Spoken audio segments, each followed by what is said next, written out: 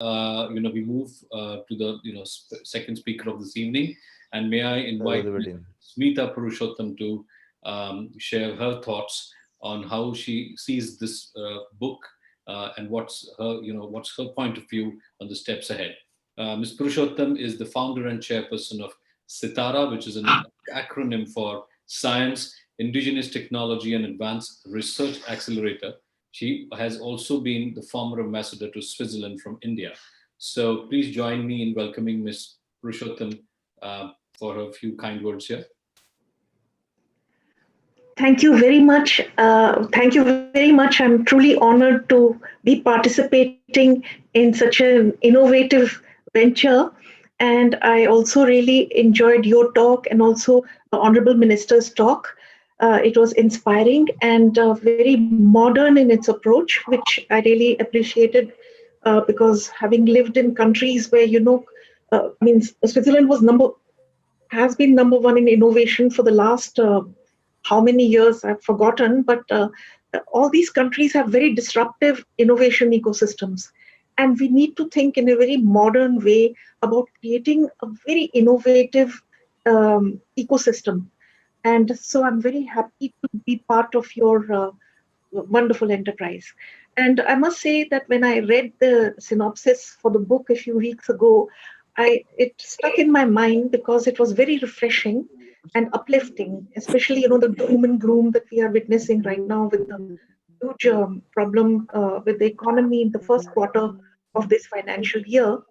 And the recovery has to be led by the people, the type of people who are mentioned in the book. And all the stories seemed very, very inspiring. So again, I want to thank you for involving in this.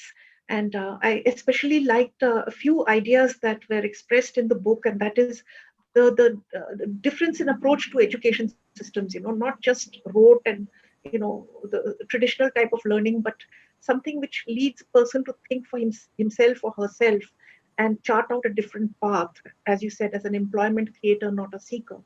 And then also breaking with the colonial heritage, in which we all were groomed to look for employment in the Macaulay-esque kind of a ecosystem.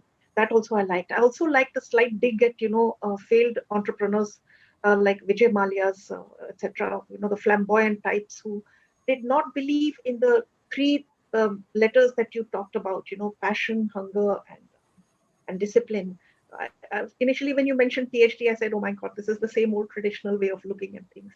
And then you explained it to me, and I liked it very much. I looked up your website, and really, it is a good play on the acronym and very inventive also. So I don't know what else I can add to what you have, or what Sri Sudhakar and Honorable Minister and you have, the initial speaker. Sorry, I didn't get your name.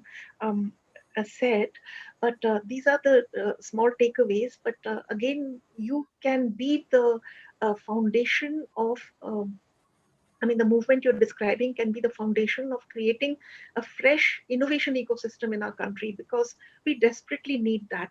India is one of the lowest R&D investors in the world. Our R&D intensity is in fact falling year by year. So we need very much young people to come up and restore that momentum. We never really had a very strong momentum, but way of thinking and new horizons, and especially the challenge that we face, with China. We need to improve our indigenous technological capability, and that is what SiTARA is all about. And I would like to work with you on this issue.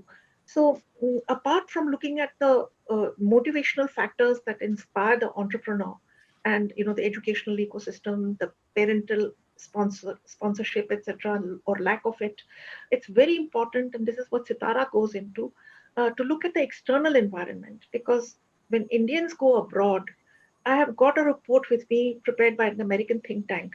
We are the ones who are designing the most advanced chips in the world. We are the biggest contributors to the scientific and engineering workforce of the United States. Our entrepreneurs prosper everywhere. I've seen the Indian diaspora doing better than all other sections of society. We need to create those conditions in our country so that people described in your book can prosper. So I don't want to go on. I would really like to hear from other people who and have a debate, a discussion rather than my just lecturing. So thank you very much for this opportunity and for being for involving me in your wonderful venture. Thank you. Thank you, Smita ji, for your very interesting view, and particularly, someone coming from a global outlook. I think that's quite an imperative for everybody to know. In fact, since you spoke about innovation, that's something very critical to today, because right from Make in India to Digital India, everything goes back and gets connected to uh, innovation. In fact, I remember Elon Musk had said it somewhere that failure is an option here. If you're not taking risk, you're not innovating enough. Or in other words, he says that if you're not failing, then you're not innovating enough. So for people who have just joined us a couple of minutes ago, we are still very much in zeal and exuberance, going full throttle with the launch of the book Dhool Dhoop Dhakka, Entrepreneurship by Design, written by Arun Lal and Deepak Gadge, and